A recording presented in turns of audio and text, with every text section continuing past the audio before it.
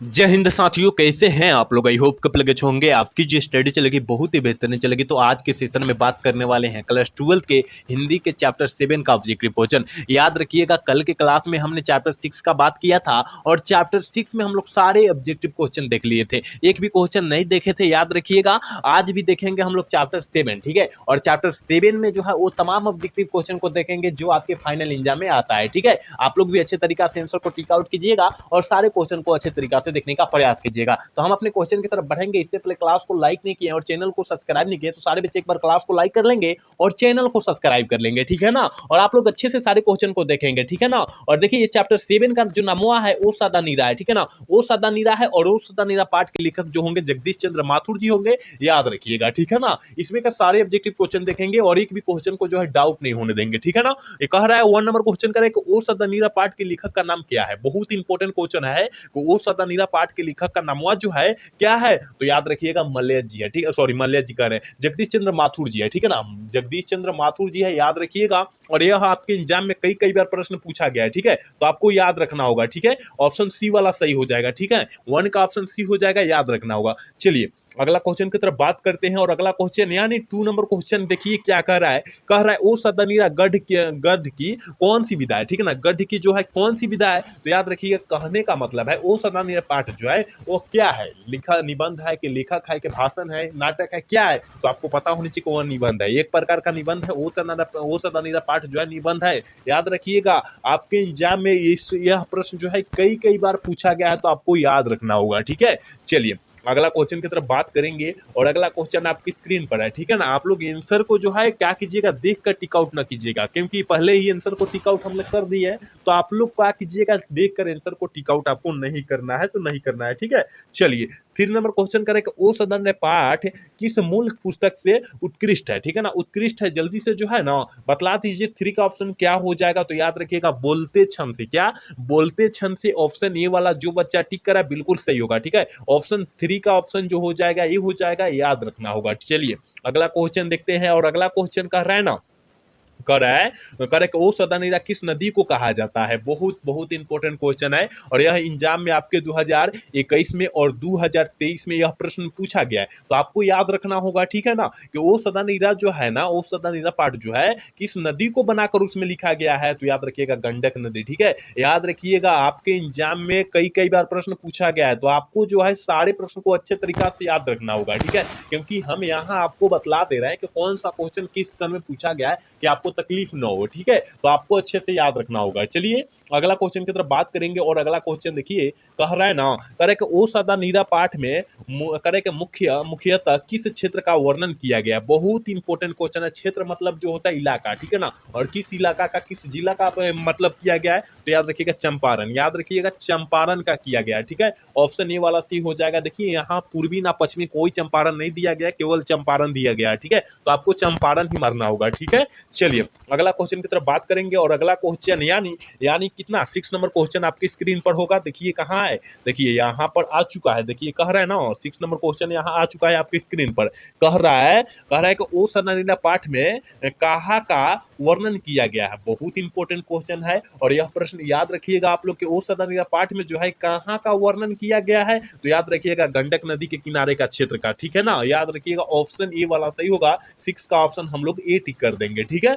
चलिए अगला क्वेश्चन यानी 7 नंबर प्रश्न देखिए क्या कह रहा है ना, जगदीश चंद्र माथुर का जन्म जो हुआ था कहाँ हुआ था, ठीक है ना। कहाँ पर हुआ था, याद रखिएगा। जन्म मरण भी पूछा जाता है, तो ये जन्म मरण जो है आपके इसी क्लास में और इसी जो है ना इसी क्वेश्चन में इसी चैप्टर में मिलेगा इनका जन्म मरण, ठीक है। तो आप लोग याद रखिएगा, हम वहां बतला देंगे, ठीक है। कह रहा है कि जगदीश चंद्र माथुर जी का जन्म यहाँ पूछा जा रहा है कहाँ पर हुआ था, तो याद रखिएगा शाहजहांपुर में हुआ था। ऑप्शन 7 का ऑप्शन ये हो जाएगा, ठीक है। 7 का ऑप्शन ए टिक कर देंगे, याद रखना होगा। चलिए अगला क्वेश्चन की तरफ बात करेंगे। कह रहे जगदीश चंद्र माथुर का जन्म कब हुआ था। जगदीश चंद्र माथुर जी का जो जन्म हुआ था वो कब हुआ था। देखिए हमने बोला ना कि जगदीश चंद्र माथुर जी का जन्म मरण सारा चीज बतलाएंगे, तो आ गया, ठीक है ना। यहाँ जन्म जो है आ गया, तो याद रखिएगा 16 जुलाई 1917 ईस्वी को जो हुआ था, जन्म हुआ था। और मृत्यु जो हो जाएगा इसके जस्ट बाद क्वेश्चन आएगा। क्या कह रहा है यहाँ पर देखिए, कह रहा है जगदीश चंद्र माथुर के कह रहा है कि एक साहित्यकार में अतिरिक्त और क्या थे। बहुत इंपॉर्टेंट क्वेश्चन है, क्या थे तो याद रखिएगा जिलाधिकारी थे, ठीक है ना, याद रखना होगा, ऑप्शन ए वाला सही हो जाएगा।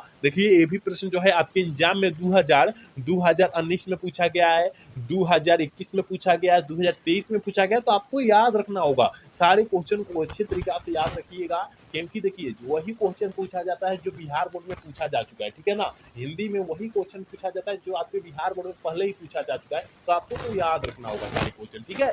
चलिए अगला क्वेश्चन देखिए क्या कह रहा है, बहुत इंपॉर्टेंट क्वेश्चन है, कह रहा है ना जगदीश चंद्र माथुर की कौन सी रचनाएं नहीं है, यहाँ कहा जा रहा है कि जगदीश चंद्र माथुर का कौन सा रचना नहीं है, ठीक है, कौन सा रचना नहीं है, तो याद रखिएगा चारुमित्रा, ठीक है ना, चारुमित्रा जो है जगदीश चंद्र माथुर जी की रचना नहीं है, ऑप्शन बी वाला सही हो जाएगा, 10 का ऑप्शन हम लोग बी टिक कर देंगे, याद रखिएगा। अगला क्वेश्चन की तरफ बात कर लेते हैं, और अगला क्वेश्चन कह रहा है ना कितने वर्ष पूर्व करे के बुद्ध उपदेश में थे देते थे, बहुत इंपॉर्टेंट क्वेश्चन है कि कितने वर्ष पूर्व जो है ना, कह रहा है कितने वर्ष पूर्व बुद्ध उपयुक्त देते थे, तो 25 का कितना 2500 वर्ष पूर्व, ठीक है ना, मतलब 2500 वर्ष पहले, ठीक है ना, 2500 वर्ष पहले, 2500 वर्ष पूर्व का मतलब जो होता है पहले होता है, ऑप्शन बी वाला सही हो जाएगा। और यह क्वेश्चन जो है आपके कोई भी प्रकार का मिलेगा, गारंटी रखिए कि कोई भी प्रकाशन में नहीं मिलेगा, क्योंकि यह जो है एनसीईआरटी बुक के पैटर्न से उठाया गया है, तो आपको तो अच्छे तरीके से याद रखना होगा, ठीक है।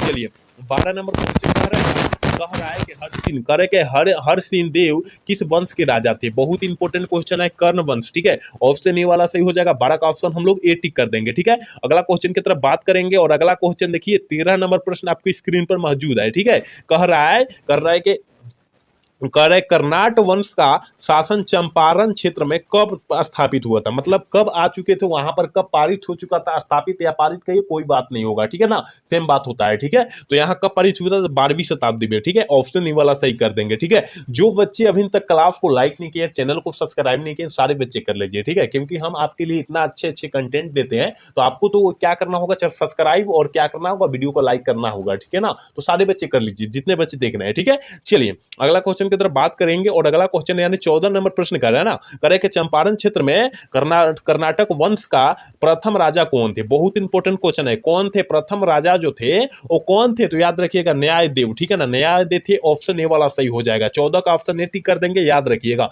15 नंबर क्वेश्चन कर रहे ना, कह रहा है कि हरि सिंह देव का मुकाबला किस करे के मुसलमान शासक में हुआ था, किस मुसलमान शासक में हुआ था, याद रखिएगा गया सुआविदीन तुगलागग, ठीक है, ऑप्शन ए वाला सही हो जाएगा, याद रखिएगा, ठीक है। चलिए अगला क्वेश्चन की तरफ बात करेंगे, और अगला क्वेश्चन यानी 16 नंबर प्रश्न क्या करे कि चंपारण क्षेत्र में धांगर कब लाए गए थे, धांगर जो है कब लाए गए थे, याद रखिएगा धांगर का अर्थ जो होता है नील की खेती कराया जाता था, ठीक है ना, अंग्रेजों के द्वारा किसानों पर अत्याचार किया जा रहा था, ठीक है ना, क्योंकि अंग्रेज जो लोग क्या करते थे, किसान से नील का खेती करवाते थे, जिसे हम लोग धांगर कह देते थे, ठीक है, उस समय धांगर कहा जाता था, ठीक है ना, तो 18वीं शताब्दी में, ठीक है, ऑप्शन ए वाला सही हो जाएगा, याद रखिएगा। चलिए अगला क्वेश्चन की तरफ बात करेंगे, कह रहे हैं कि चंपारण क्षेत्र में गांधी जी का पदापर्न कब हुआ था, पदापर्न जो हुआ था कब हुआ था, मतलब आगमन, ठीक है ना, आगमन, पदापर्न मतलब जो होता है आगमन होता है, ठीक है ना, तो याद रखिएगा 1917 ईस्वी में हुआ था, ऑप्शन ए वाला सही हो जाएगा, ठीक है ना। कहने का मतलब है अफ्रीका से, दक्षिणी अफ्रीका से जो है गांधी जी कब लौटे थे, 1917 ईस्वी में लौटे थे, तो आपको याद रखना है, वही क्वेश्चन को यहाँ इस तरह से घुमाकर पूछा गया है, आपको याद रखना होगा, ठीक है। चलिए अगला क्वेश्चन की तरफ बात करेंगे, और अगला क्वेश्चन का है ना, भितिहारवा में किस अंग्रेज की बड़ी चलती थी, किस अंग्रेज की चलती थी, तो याद रखिएगा एमन साहब का, ठीक है, एमन साहब का आपको याद रखना होगा, किसी भी हाल में और किसी भी परिस्थिति में सारे क्वेश्चन को याद रखना होगा, ठीक है। चलिए अगला क्वेश्चन की तरफ बात करेंगे, मेरे भाई कह रहे हैं ना, करे के कस्तूरबा जी किस आश्रम में टिकी थी, कस्तूरबा जी जो है ना किस आश्रम में जो है टिके हुए थे, जल्दी से बतला दीजिए, इसका आंसर क्या हो जाएगा, तो याद रखिएगा भितिहारवा में, ठीक है। आपको तो अच्छे तरीका से सारे क्वेश्चन का आंसर पता होना चाहिए, ठीक है ना, और पता नहीं है तो यहाँ पर आपको देखना अति आवश्यक है, ठीक है, पता हो जाएगा अच्छे तरीका से।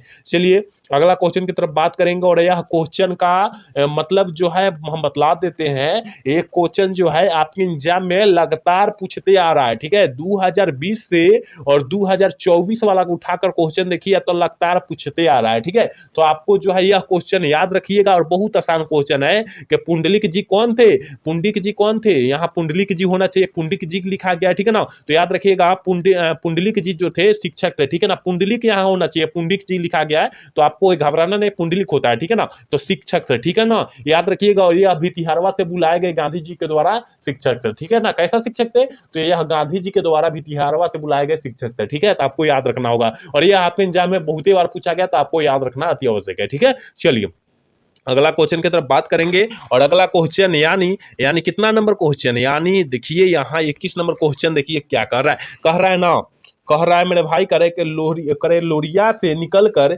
भी करे के भिखरनाथ ठोली तक कौन नदी जाती है। बहुत इंपॉर्टेंट क्वेश्चन है और यह प्रश्न जो है कोई भी गाइड में नहीं मिलेगा, ठीक है ना। यह प्रश्न जो है कोई भी गाइड में नहीं मिलेगा तो आपको याद रखना होगा कहां से, पंडई से निकलकर जाती है, ऑप्शन ए वाला सही होगा। चलिए 22 नंबर प्रश्न बहुत इंपॉर्टेंट क्वेश्चन है, आपको याद रखना होगा इसका आंसर करे के समयामन में आकर्षण का केंद्र क्या है। समयामन में जो है आकर्षण का केंद्र जो होता है क्या होता है, आकर्षण का मतलब जो होता है किसी को मन का कर लेना, ठीक है, अपने तरफ खींच लेना, उसे हम लोग आकर्षण कहते हैं, ठीक है ना। तो ताल से खींच लेते हैं, ठीक है ना, ताल से जो है किसी का भी मन खींचा जा सकता है, आपको पता होनी चाहिए, ठीक है ना। ऑप्शन ए वाला सही हो जाएगा, क्या हो जाएगा 22 का ऑप्शन ए टिक कर देंगे। चलिए 23 नंबर प्रश्न कह रहा है ना, करे के सरियामान कहाँ है, सरियामान जो है कहाँ है, तो याद रखिएगा बेतिया के 4 मील दूर है, ठीक है ना। 4 मील दूर है मतलब 4 मील के पास दूर है, ठीक है, 4 मील से दूर है कहने का मतलब है, ठीक है। तो ऑप्शन ए वाला सही होगा, ठीक है ना। 23 का ऑप्शन हम लोग ए टिक कर देंगे। देखिए 24 नंबर प्रश्न कह रहा है ना, कह रहा है कि करे कि एमन साहब की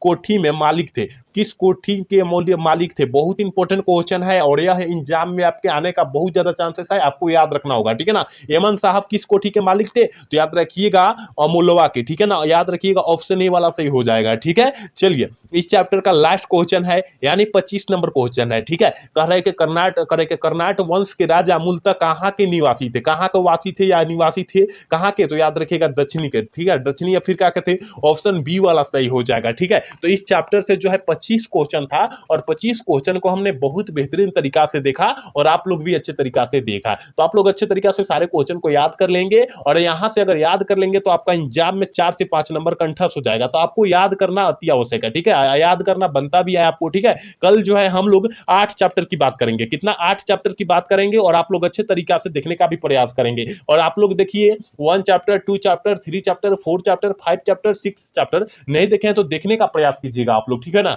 क्योंकि बहुत महत्वपूर्ण क्वेश्चन हमने करा रखा है पहले ही, ठीक है। तो आप लोग देखने का प्रयास कीजिएगा सारे बच्चे। कल हम लोग 8 चैप्टर की बात करेंगे सिपाही की मां, ठीक है ना। तो आज का क्लास कैसा लगा, अगर अच्छा लगा होगा तो चैनल को सब्सक्राइब और लाइक करना तो भूलिएगा। जय हिंद जय भारत, मिलते हैं अगला सेशन में।